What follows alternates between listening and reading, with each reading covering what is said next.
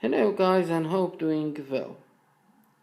This is MCP6241 opamp single channel. I used this opamp as voltage reference, teeny voltage reference. As you can see, I made 25 millivolts over the breadboard like that, exactly. Very simple. Only divide the resistance and one IC. Here is the output for the meter, 25 millivolt approximately, and this one is the formula that we can calculate exactly the reference voltage for the output. Thanks for watching. We will use this